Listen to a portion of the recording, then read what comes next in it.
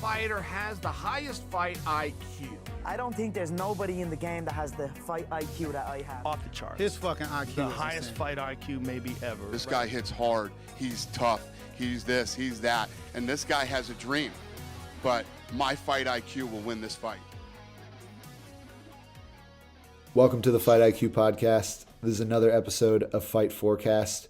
Here for UFC 310, Alexandre Pantoja versus Kai Asakura. Guys, are you excited for this or what? I'm pretty high. Yes. All right. Kennedy Nzechukwu versus Lucas Brzeski. I'm going Kennedy Nzechukwu. I think this is a mismatch here, to be honest. They're giving Kennedy some easy fights as of late.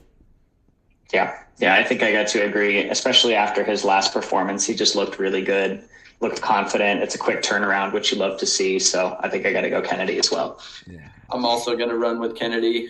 His kickboxing is pretty good for the heavyweight division. He's no Alexander Volkov or Cyril Gane, but he's really good at using his weapons that he has available. And, it's going to be a pretty easy. I'm going finish probably round 2. Ooh, love it. Mm-hmm. Cool. Moving on up. Clay Guida versus Chase Hooper. I think this is going to be a theme, honestly, for this entire card. They seem to be pretty mismatched. I think Chase Hooper gets it done rather easily here. I think he's been looking really, really good since moving up to lightweight. Yeah. Bro, knocking down frickin' Borshev. Mm-hmm. Yeah, knocking down Borshev and just absolutely beating the shit out of him and dominating him. I think after being able to do that to a guy like Borshev, I think Clay Guida is going to be easy money. Yep, I think so as well. I mean, it's a weird fight. I'm surprised Clay Guida is even still hanging around at this point. But after Chase Hooper's last outing, his striking looked massively improved, and I don't think Clay Guida is going to have much for him. Yeah, I'm also going to go with Chase Hooper. Lately, he's just been looking a lot more like stronger in there. Mm-hmm. His move up to lightweight is going well for him. His fight against Borishev was a great sign of like what his potential could be going up because he's still a very young kid. So I think that he's going to have a really good performance against Clay Guida. I don't think it's going to be a finish. I think it's probably going to go to decision, but I think he's going to really show out and show us more of that potential. Yeah, nice. Honestly, I could see Chase getting a submission on Guida. Guida has that real Russian style, not like Russian, rush in. Two separate words, not Russian. I could see him running into a guillotine, like even in round 1. Yeah, just like being a total idiot and just running right into a guillotine. All right, Michael Chiesa versus Max Griffin. This is a tough one. I don't care. It's one of those fights where I'm like, yeah, sure, this is cool. I got Michael Chiesa on this one. Max Griffin's just never really impressed me. I can't say that I've seen one of his fights that I was ever super psyched for. Chiesa's had his moments here and there. He's had some really great fights. He's had some not so great fights. I think Chiesa's on this one, though, for sure. I think – fuck, dude. Yeah, I'm going to go with Chiesa, I guess. I see Chiesa smudging him against the fence and maybe finding a submission on Max Griffin. I was kind of thinking that Max Griffin might, do some work on the feet and maybe find some openings there to win the fight on the striking. But the more I think about it, the more I just see Michael Chiesa probably just smudge grappling Max Griffin against the fence and half guard. Maybe getting some ground and pound in there, chasing submissions, and it's going to be probably like a boring decision. Yeah, I see a boring decision as well. I mean, listen, Max Griffin actually, he does kind of have some power in his hands. Sometimes he can land some really weird, awkward. He's got awkward striking. But I do see Michael Chiesa getting it done. He's fought the better guys. He has better wins. He did go through a pretty rough loss streak there. I think he lost 4 or 5 in a row at one point. I think it was 4. Yeah. But he's coming off a win. Maybe that'll give him some confidence, although it was Tony Ferguson. Yeah. I'm going with Michael Chiesa probably by split decision. Nice. Yeah. This is going to be a good fight. I'm excited for this. I'm excited for the prospect of Joshua Van's career. You know, he did have that pretty rough loss to Charles Johnson, but Charles Johnson is good. I rate him pretty highly at flyweight. Cody Durden I also rate pretty highly. I think Cody Durden's going to have the size and strength advantage here. He's fought at bantamweight before. Joshua Van is pretty small even for a flyweight. But he does have really clean boxing, which he'll probably have the boxing advantage over Cody. But I see Cody being able to get it down to the ground and maybe even getting a submission here. Interesting. I'm going the other way. I was thinking Joshua Van for this one. You know, the size thing definitely matters here, especially with Cody Durden having come down from bantamweight. That being said, my hope is that Joshua Van might be the quicker fighter, maybe has the benefit of being a little bit faster on the feet. If he can avoid those takedowns, I think that's going to be beneficial for him. I could see this one going either way, but I'm going to put it on Joshua Van this time. I really like Joshua Van as a fighter. He's very entertaining, and his boxing is really fun to watch. But the one thing he seems to struggle with a lot is fighting those bigger opponents. He can be landing really, really good strikes and landing good combinations, but what it comes down to is whenever they land, it's a lot more damaging. It does a lot more. So I actually think that Joshua Van's going to be getting the better of Cody Durden for a majority of the fight. And then he's going to kind of have like one bad or maybe two bad sequences close together and then probably get finished. Yeah, and I do like Joshua Van as a fighter, and I think he's going to continue to have success. But I think a guy like Cody Durden, who has finishes, knockouts up at bantamweight as well before the UFC, and I think in the UFC as well, I think he's a big, strong guy for the division, and I think Joshua Van, he's going to run into a little trouble in that regard. But Joshua Van does have good boxing, and he could find Cody at some point. But I think he's going to need to get that done early. Cody Durden is strong, and he has good cardio as well. He can grapple you and bring it into his realm all the way into the third round. So we'll see.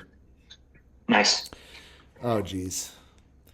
Chris Weidman versus Eric Anders. We almost got catchweight. At catchweight, I don't understand.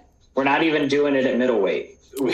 We almost got away from this one. You know, we almost got away. Yeah. Chris Weidman. Eric Anders. Why not? Just to be that guy. I held my pick last time. I'm going to keep it the same this time. And did they I don't even think they needed to cut weight when they were supposed to fight last time. Did they even need to cut weight? Because then the catch weight would kind of make sense, but I don't even think they needed to. I don't understand. I'm not sure exactly what happened there or why they decided to do it at catch weight rather than just at middleweight. Maybe because the holidays, Thanksgiving and stuff like that, they wanted to be like, hey, can we have a little bit of an allowance here? Or maybe because technically it is a short notice fight. And they both did make weight. Eric and Chris Weidman both made weight last time, so maybe they could just... Okay, fair enough. Then the catch weight is fair, but I mean, I don't know. I find it hard to put like ranking or division implications on a fight when it's at catch weight or a situation like this, even if they already made weight. Like, it's just kind of weird because technically they're not fighting at the weight class. So it's Are not... we putting ranking or any sort of weight on this fight? I wouldn't. No. Yeah, Chris Weidman title run is about to start off this win over Eric. I don't think there's any implications for this fight. I think it's just a filler. Oh man. All right. I mean, that's fair, but I'm saying in general it's weird. Like when we saw like Paulo Costa versus Marvin Vettori at 205, it's like, well, they're not fighting the same as they would have if they had to weigh in at whatever. So it's just weird. Sure. It's like technically, Chris Weidman and Eric Anders both fighting at middleweight, but they're not fighting at middleweight, and so it's kind of weird. But either way, we saw that a little bit with Hamzat. Back when Hamzat was fighting at 170 and at 185. But that's different because when he was at 185, he was fighting 185ers. When he was at 170, he was fighting 170ers. So yeah, sure, not the same. Yeah, not the same. All right. He was just fighting in two different weight classes. But let's just move on because whatever. Chris Weidman, you guys. Eric Anders or Chris Weidman? Eric Anders, I think. Yeah. Yeah, dude. I mean, Chris Weidman looked like shit against fucking Bruno Silva, and then I poked him, and then fucking got the finish there. Yeah. So I hope karma catches up to him, and then Eric Anders gets like an eye poke finish himself. Yeah, fuck it. I'm going Nice. Eric Anders, switching it up love last it. minute. Your Eric boy. Anders. Why not? All three for your boy, dude. Let's go. Yeah, let's Your go, boy. your boy. All right. Randy Excited Brown about this versus one. Brian Fine, Battle. major fight. Holy shit. This is a good one. Yeah. This is a great fight. I mean, I think it's easy probably for all of us, but I'm going Brian Battle on this one for sure. Sure. After his UFC Paris performance, it's one of those things where I just want to keep seeing that momentum, keep seeing the almost villain that Brian Battle has become. Yeah. Yeah, definitely going Brian Battle, formerly known as Pooh Bear, currently known as the Butcher. Mm-hmm. Dude. He evolved. Yeah. He did used to went- be he Pooh did. Bear. Now he is the Butcher. And lately he's just been beating the shit out of people. What I love about fighters like Brian Battle is that that whenever they go in there, regardless, they're going to put all their shit to the side and they're going to go in there and they're going to fight. Even when he was fight Fakhretdinov, and he lost that one, he still went in there and was game as hell, trying to win, trying to find ways for him to find success and all that stuff. And then his last two performances, getting those guys out of there early, he's really fun to watch. Yeah. Yeah, and I think Brian Battle actually impresses me more than anything because I feel like he gets better every time we see him. Yes. The last guy that he fought, Jusei, he's a good striker. And he fought, I believe he trains out of City Kickboxing, Jusei. He's like a French guy, but I think he trains out of City Kickboxing. And he's good, man. Like if you go back and you watch Jusei's fights, very good. And Battle just kind of outclassed him on the feet. And it's his pressure too. Brian Battle, like he puts on this pressure where it's like he's being very, very aggressive, but he's not rushing in. He's not reaching with his strikes. He's putting on the perfect amount of pressure to make you feel like you can't go anywhere. And then you get hit with clean strikes. His kickboxing is really, really clean. I'm picking him to get it done against Randy Brown, who is a talented striker in his own right. Yeah. But I don't think the strength level is the same. I don't think the grit level is the same. Like Brian Battle, to me, is like one of those guys who goes in there and fights. Like he's not just going in and showing a technical performance. He goes in and fights. And I think that aggression difference is going to make the difference here. Mm-hmm. Should we move up? Yep, let's do it. We all picked Pooh Bear. Let's go. All right. Movsar Evlev versus Aljamain Sterling. I think this is going to be a good fight, and contrary to what most people's opinions probably are, I'm actually excited for this fight. I'm not. I don't know that I'm excited, but I'm interested to see how this fight goes. I like seeing Aljo at 145. I think it's a better weight class for him for sure. I think he's probably a better fighter at 145. And as you've seen with even in his grappling performances, the heavier weight for Aljo seems to be beneficial for him for his style of fighting. He's really big on that control, getting the backpack, looking for, the rear naked chokes and submissions from there. And I think the more weight he has, the more that's effective. That being said, I think Evlev is probably going to get it done just because I think Evlev is probably the better grappler of the two. I'm going to go with Aljamain Sterling on this one. I feel like this fight's either going to go two ways. Either it's going to be a really awesome grappling match, or we're going to have a really shitty kickboxing match. It's either going to be, they're getting in there and they're having these really fun scrambles, and I think that Aljamain is not only going to be able to out-scramble Movsar, but I think when he does find positions like the back, or when he does get like the mount or something like that, that he's one of those people that just doesn't let those positions go. And if you're actively trying to get out of those positions, and you'll make mistakes and he'll capitalize on them. He finished Sandhagen really quick just from, a very few simple mistakes in the first round. And then I couldn't remember who said this when they fought Aljamain, but they said specifically that, it was Cejudo, that whenever Aljamain got his back, he would literally just give up the round because it's like anything I'm going to try and do, Aljamain's build and like how lengthy he is, anything I try and do is going to open me up to get finished. So it's almost more beneficial to just let the round go than to try and get him off you. Yeah. but I also think that he has the better striking of the two. So I think that it's going to be a decent fight, and Aljamain Sterling is going to win the decision. Yeah, I'm going Aljamain Sterling here as well. The big difference for me is, like, obviously they're both grappling as their base. Aljamain Sterling, I see more of as a grappling threat, mainly because, Martin, like what you were talking about, he's got these areas that he gets to, and he's really, really good at controlling those areas. Movsar is kind of like, the featherweight division doesn't really have a ton of these strong wrestlers, and I think he's been able to kind of take advantage of that. And what he's been able to do is he's been able to get people against the fence. He's been able to get people down.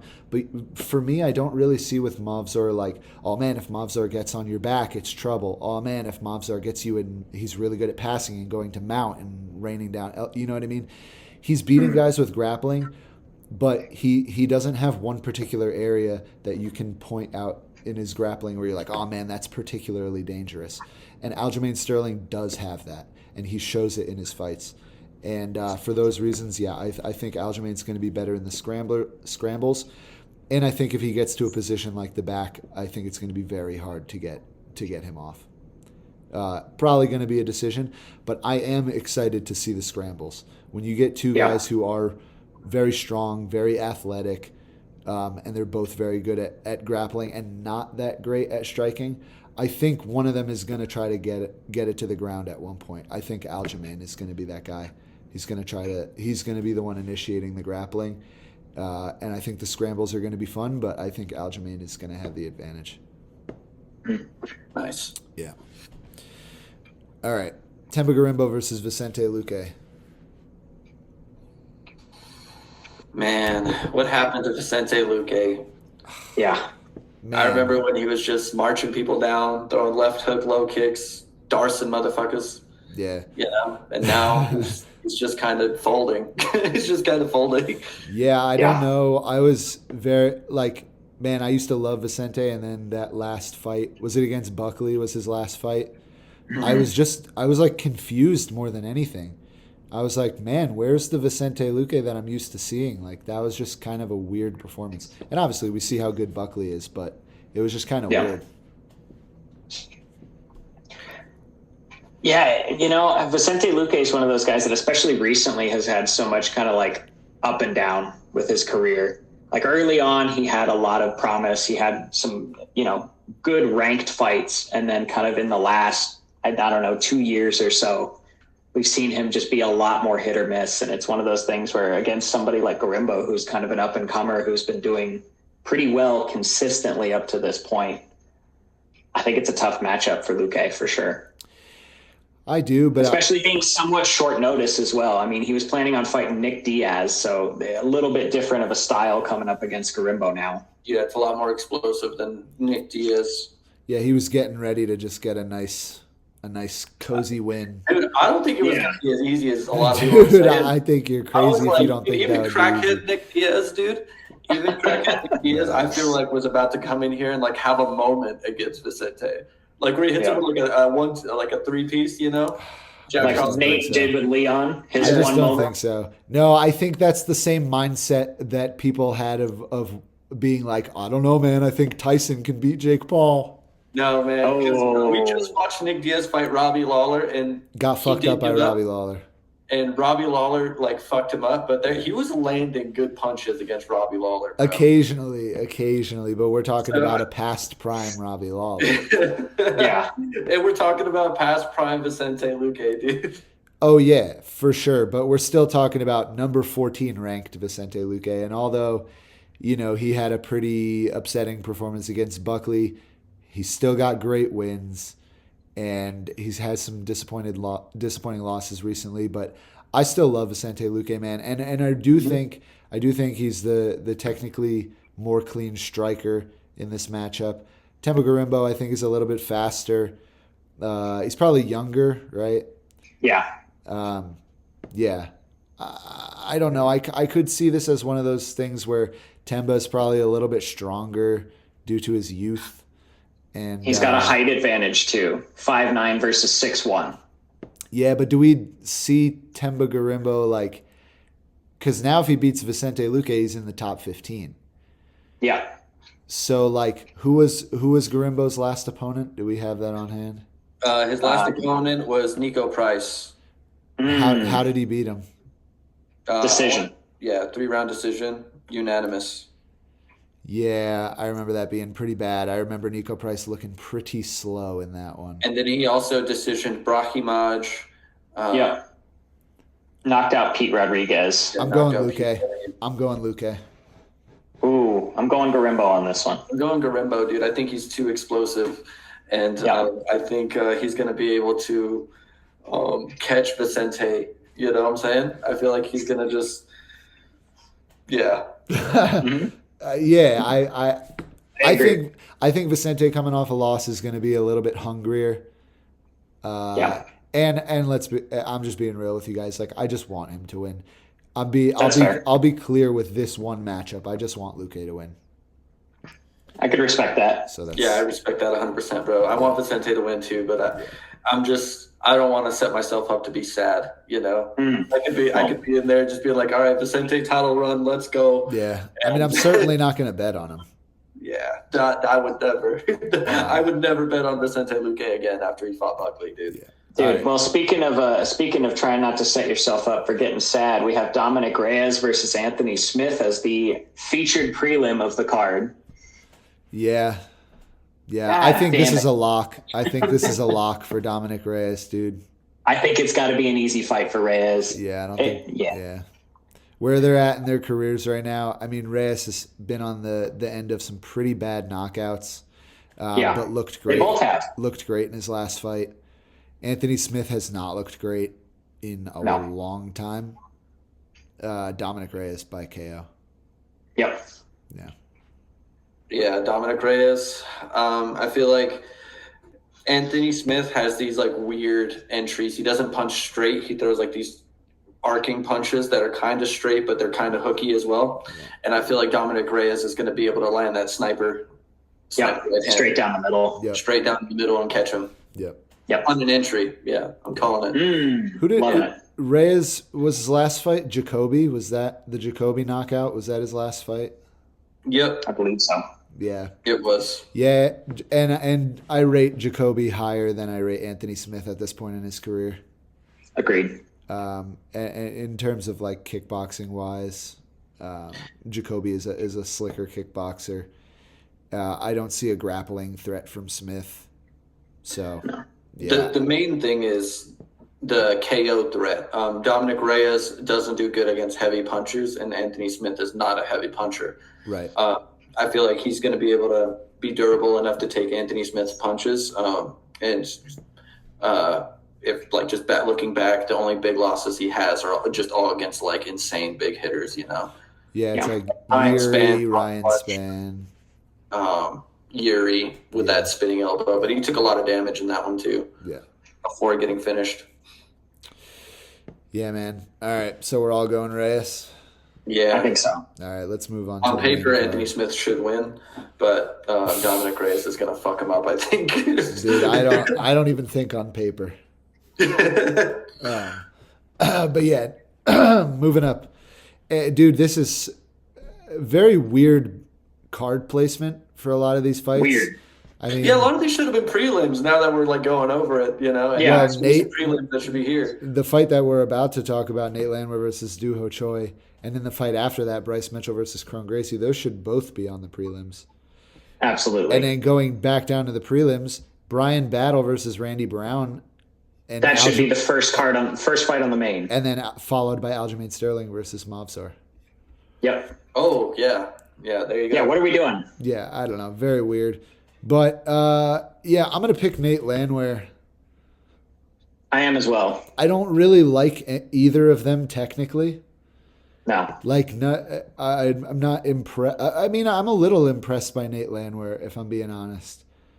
His ability to just be good at fighting.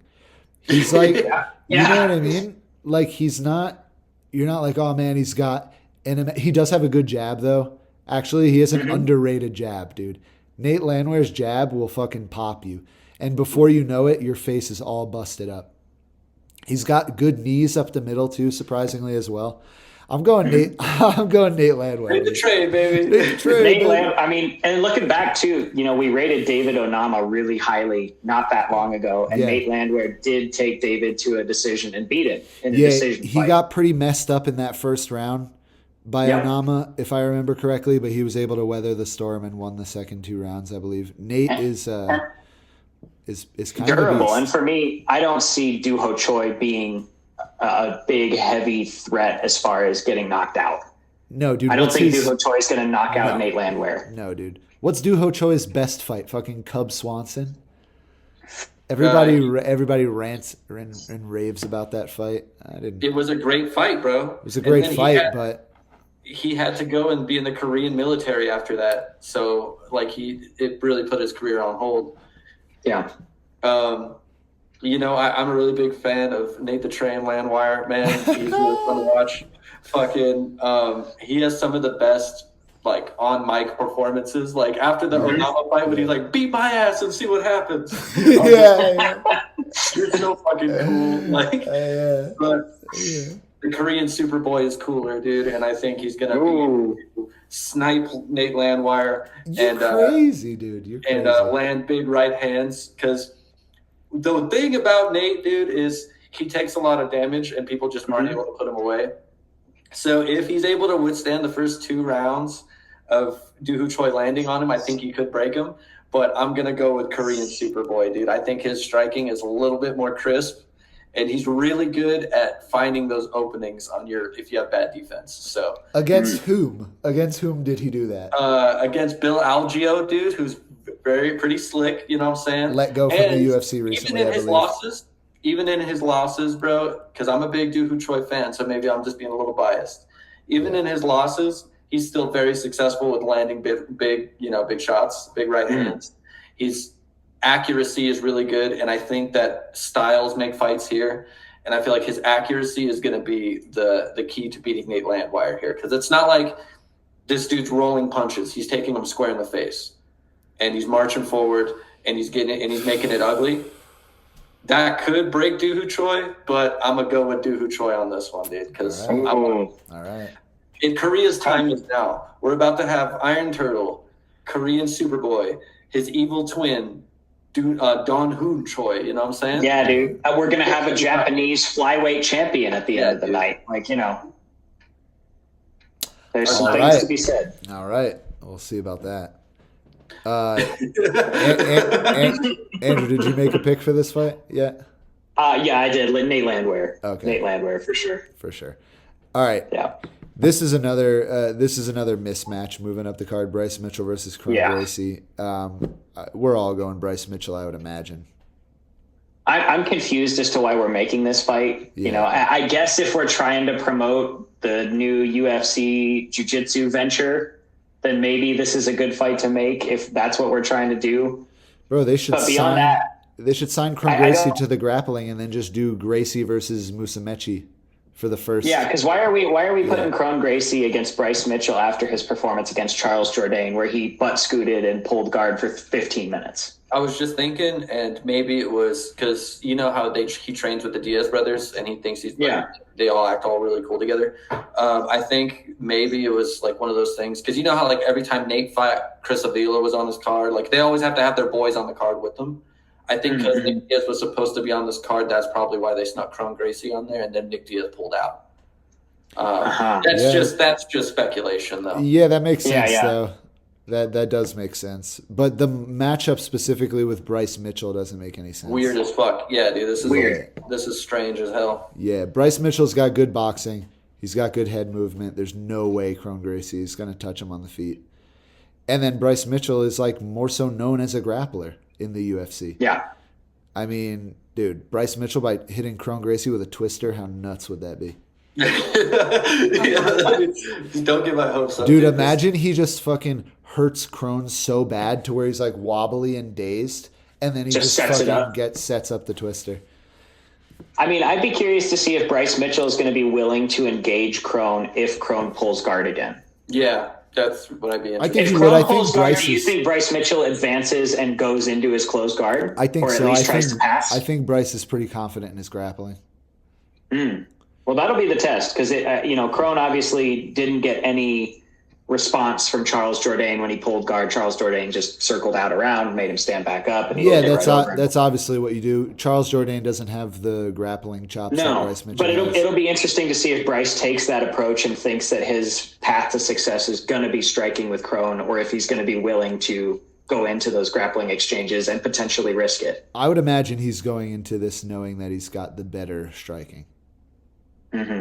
That being said, I don't know if because of that he'll completely avoid the grappling.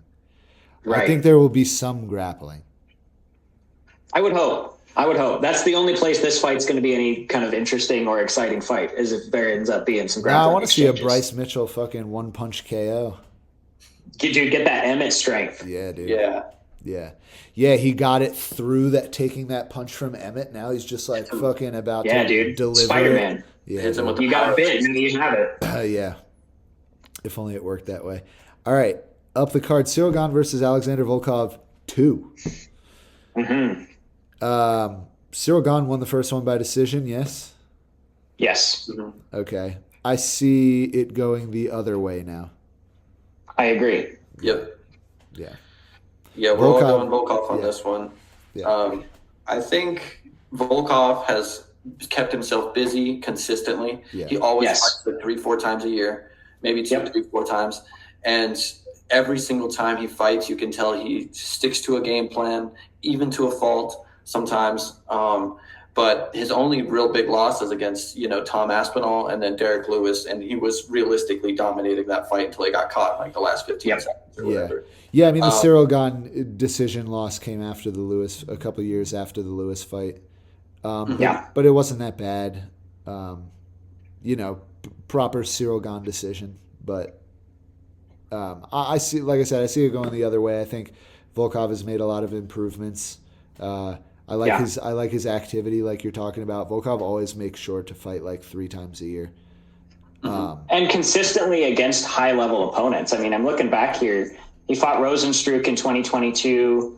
He fought Tai Tuivasa. He fought Alexander Romanov, which I guess, you can rate that however you want to.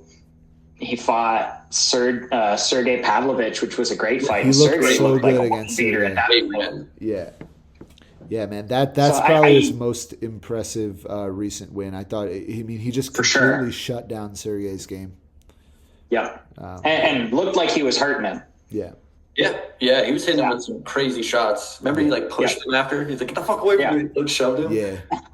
I wouldn't be So surprised too if I we see saw. Volkov getting this done. I would like to see some grappling from Volkov here.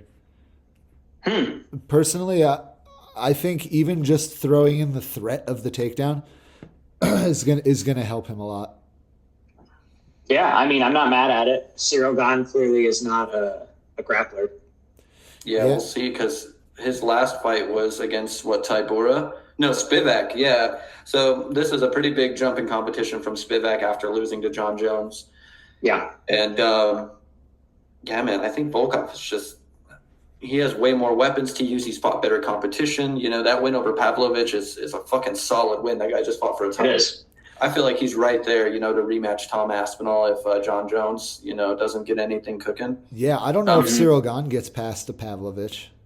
Yeah, neither do I, man. Yeah. But I mean, he hasn't fought. He's just one of these guys that like kind of camps out his rankings. He's holding number 2 off of Sergey Spivak win. Yeah. But ultimately, I think Volkov has the tools to get it done pretty easily. Yeah. Yeah, I agree. It's heavyweight, not that exciting. All right, Shavkat versus Ian Gary. Oh boy. This is a closer fight than I think a lot of people are predicting it to be. I think a lot of people are expecting Shavkat to just run through Ian Gary. I don't think that's going to be the case. No, I don't think so either. I mean, obviously, the whole kind of narrative is they've trained together, they know each other. Shavkat supposedly got the better of him in training, but it was always close. And Ian Gary says, "Oh, well, he got one, I got one," whatever. I don't think this is going to be like a one-sided replacement for Bilal necessarily. I think Shavkat Bilal is actually a bigger mismatch than Shavkat Gary. In what regard? In the fact that I think Shavkat has an easier win over Bilal than he does over Ian Gary. Oh, I totally disagree. That's okay. That's another time. Well, I mean, this is what we're talking about right now. I mean, I think if you're Shavkat and you were preparing for Bilal, someone who has been able to neutralize elite strikers and dominate elite grapplers, you know what I mean? I think that's a much harder matchup when you're talking about, now going against Ian Gary, who clearly is not the grappling threat that Bilal is. And honestly, we've learned, like, he's a good striker, but he's not like this elite level striker who you really gotta, like, try to avoid being at his distance and trying to, you know what I mean? Ian Gary has been hurt by multiple people. He got hurt in his debut against Jordan Williams. He got hurt against Song Kanan. Like, I think if you're Shavkat, you're way more stoked to get this matchup than trying to get the title through Bilal. I mean, and this isn't for a title, but I think this is a much easier matchup for Shavkat, personally. Then, I feel like the trickier sense for Ian Gary, it's not necessarily like a threat, but it's going to be trickier to like get a hold of him if he's really choosing to fight on the outside, which he's been doing a lot lately. I don't really see Shavkat as like a masterful ring cutter. He's one of those people that kind of plods and follows, almost like, you know, like a Jason Voorhees or something. You're just marching him down, like just slow, steady pace, constant pressure, you know? But I think that whoever got the better of each other in sparring is going to have a play on this fight, because I feel like if Ian Gary was getting his ass beat, he left the gym pretty like a long time ago, and he's been to other gyms and trained and probably saw this matchup coming in the future. And you know, very recently he's been training a lot with Damian Maia in Brazil, and so I feel like that's going to have a big play on, you know, the fight itself. Hold on, I'm cramping up really bad. You know, I guess the biggest thing for me when I'm looking at this matchup is one person's main weapon a bigger threat for the other, in the sense of, I don't think that Ian Gary is going to engage in grappling willingly. I think if it comes down to a grappling match, it's because Shavkat has either tried to take him down or we've ended up in some sort of situation where we're on the ground. Shavkat, I do think, will try and initiate grappling against Gary, but the biggest difference here is whether Ian Gary's striking is significantly better, and I don't know that it is. I don't think it is. And, dude, the more I'm thinking about this fight, I could see it playing out as the first two rounds being extremely boring. Shavkat not being able to take Gary down, because Gary has pretty decent takedown defense. He does. And he's good at using footwork and circling off the cage. I could see Shavkat having a little bit of trouble finding Gary not wanting to engage at first, then round two being a little bit more of a standoff. And then I could see Shavkat being like, fuck, I really need to get a finish in round three, and going out there and just throwing caution to the wind and just kind of really pressing Gary and getting a finish on Gary in the third round. But I could see like the first two rounds being really, really boring. Yeah. I was just looking online, and it says it's scheduled for 5 rounds. Okay. So they maybe consider it like an IC. Might be an interim. No, not an interim, but it's not an interim. It's a number one contender's shot, essentially. Okay. Sometimes they just that makes do sense that. for 5 rounds then. If it's got title implications, they'll be like, sure. Yeah, let's do 5 rounds. That does kind of change things. Is that Ian Gary's first 5-round fight? In the UFC, it might be. Yes. Yeah. This would be his first 5-rounder? Yep. Same with Shavkat, I think. Okay. Because Shavkat had that main event against Jeff Neal, but it only went 3 rounds, I think. Or am I wrong? I don't think he's been a main event yet. He hasn't been a main event? Interesting. Well, I mean, that at least that keeps it level then. Man, that, this may be new rounds, territory for both of them. Yeah, 5 rounds does change this. I think that gives Shavkat a lot of time to find the finish. Yeah. I'm going to go Shavkat. My other concern here too is Ian Gary's willingness to engage opponents on the fence. He does it in several of his fights where he tries to do that kind of push clinch against the fence where he wants to be on the inside. He holds people there, and that's not going to work to willingly kind of let Shavkat grab a hold of you. Yeah, I don't recommend getting anywhere near the fence with Shavkat. Yeah. I think it's going to be hard I could see it happening. Yeah, I find it hard to believe that Ian Gary is going to be able to avoid getting near the fence for 5 rounds.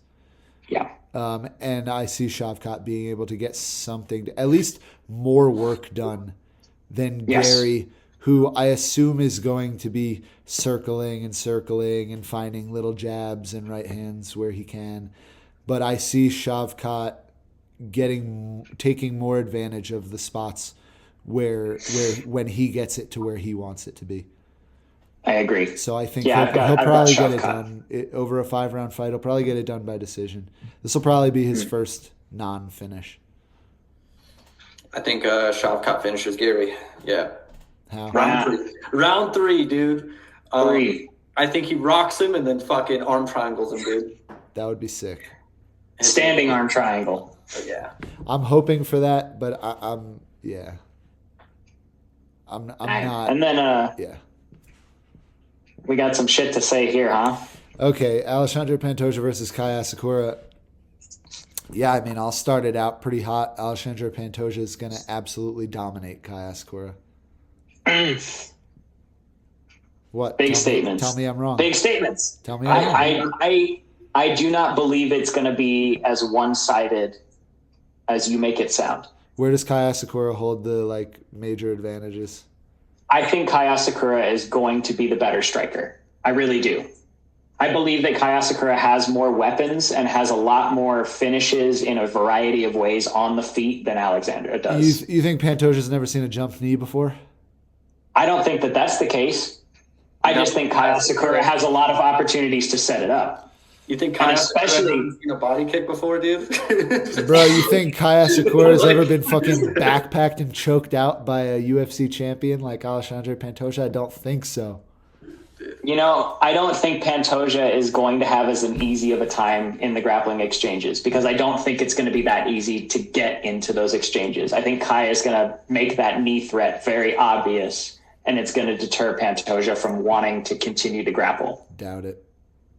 I think, and I'm saying this purely based off my hope for a Japanese champion. Yes. It would be fucking sick if Kai Asakura can go in there and just flatline Pantoja because I do think he's very entertaining. I feel like he hasn't fought the level of competition that Pantoja's been running through lately. His best win is fucking Juan Archuleta, which, I mean, he's one of the BMT boys, but at the same time, he's not that good. Like on the, he's very hit or miss at the high level. So, at the end of the day, I think Kai Asakura's keys to victory are going to be creating big moments. And then once you create that big moment, you need to seal the deal with the knee. Like you can't give Pantoja a chance to recover. And I think that his reactions, like one of the things I see from all of his highlights is that when he rocks people, he hunts that knee down so well. Even if they're like held away, even if they're covering up, he'll find a way to sneak that knee in there. And he does it in almost all of his finishes that are, UFC legal, because some of them are on the ground. Yeah. But there are soccer kicks. So I feel like the sequence that I'm going to be looking for is going to be him rocking him a little bit on the feet with the hands, and then Pantoja coming in to shoot on him to grapple, and then him catching an intercepting knee.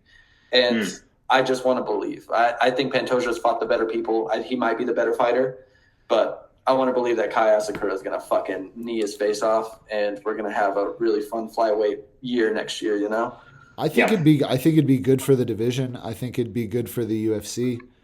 I just don't see it happening. I see Alexandre Pantoja, who has 30-something fights, more than half of those in the UFC. He's never been finished. He's defended his title now 3 times. Listen, man, I just think he is the more solid fighter. And for this one, I'm not going to pick who I want to win. Because for the future of the division, I want Kai Asakura to win. Sure. I don't want to see Alexandre Pantoja rematching all these guys for the 3rd and 4th time. I want to see Asakura win, and I really hope that big knee lands when Pantoja's shooting in, but I just don't see it happening. Pantoja's not a guy who just like shoots from out in the open like that. And he's never been finished. Like, I just don't realistically see it happening. We've seen crazier things happen, but if I'm going with my safe bet, Alexandre Pantoja backpacks him in round 1 and chokes him out. Oh, in round 1, backpacks. In round 1. In round 1, he backpacks him and chokes him out. Round 1. Yes, round 1. I'm going to go the opposite way. Obviously, I don't think I made that unclear. I think Kai Asakura gets it done. I think he's a little bit more durable. Obviously, Pantoja's not been finished, but I don't think that Kai is going to have any fear of just trying to close that distance constantly. Wait, but how is he more durable? Kai Asakura got finished by Manel Kopp, and Alexandre Pantoja's never been finished. That's okay. Right. I'm not stressing about it. If you want to talk about, when they have they're fighting in a ring, Yuri Prohaska got finished by fucking King Mo, dude. Yeah. So we can do this all day. All right. That's fair. It's a different beast. When there's ropes involved. But he also knocked out King Mo. Mm-hmm. They fought multiple times. He knocked out King Mo. And Manel Kopp and Kai Asakura have fought twice, and they've gone 1-1 and Kai Asakura decisioned him in his win. That's fine.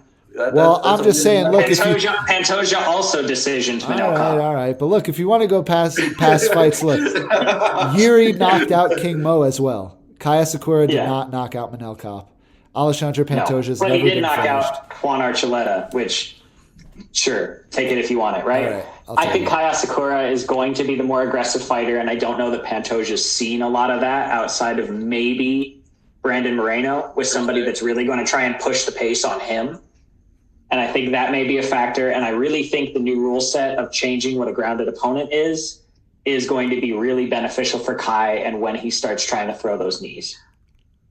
One thing for sure, too, is Pantoja is going to – I really feel like he's going to have to weather the storm a lot in this fight. And in the last few fights, he's gassed out pretty quickly. That's what he does, bro. That's what he does. Gas out after 2 rounds, dude. He gasses out, dude. That's what he does. Bro, he gasses out, but he fights through it, dude. Who cares if he's tired if he fights through it? Dude, everybody knows that Pantoja gets tired by round 3 because he's a high-paced fighter, dude. Like, say what you will, Alexandre Pantoja is not boring. He's never been in a boring fight. I stick by that, dude. I stick by that. I stick by it. Name one. Name it. Dude. I can tell you. Name it. I can go on. Do you want me to just name his last 4 fights? Because I can. They've all been great. What are you talking about? The Steve Erceg fight was not that fun. He was not the entertaining part of the Erceg fight. I'll tell you that right now. It doesn't matter, dude. I said he's not in a boring fight. Yeah, Alex Perez. That's a boring fight. Not boring. Not boring. Not boring. Domination. Damn. All right. I'm being a little disingenuous, but yeah. Hey, you know what? Respect you. It's still my pick still stands. My pick still stands. Alexandre Pantoja, round 1 or round 2 rear naked choke. Mm-hmm. Listen, Kai Asakura, he's comfortable in front of big crowds. He's gonna come out hot. And that's not good for him, dude. He doesn't want to recklessly close the distance on Pantoja. Pantoja is going to get a hold of him. He's going to backpack him. That's what's going to happen. I do fear that Kai is going to come in potentially a little hot just because it's his UFC debut. It's the main event at T-Mobile. It's for a title. I do think that's going to matter, right? Pantoja's been there, done that for sure. Kai's also come from Japan where there are massive fights. So I don't know that the crowd's going to be a huge thing, but I do think he's maybe going to come out a little bit more reckless than he would have otherwise just to make a statement. But that could also go in his favor in the sense of that may not allow Pantoja to set the pace that he wants. So I'm going Kai. I got Kai Asakura on this. I hope it's a grounded knee, but one of the legal ones. I hope it's one of the illegal ones, dude. one of the Mighty Mouse knees. Pantoja like that, huh? One of them scary ones. And then they have to rematch and they have to fight again in 6 months, and he does it again, dude. Soccer kick next time. All right. We'll see. We'll see. Kai Asakura has done some cool things, but Yeah. to people that we don't care about. It's a fun addition to the UFC. I hope they keep doing it. Let's see if this one can get it done.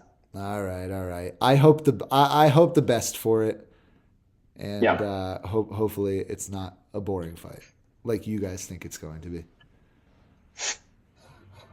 We'll see, man. All right.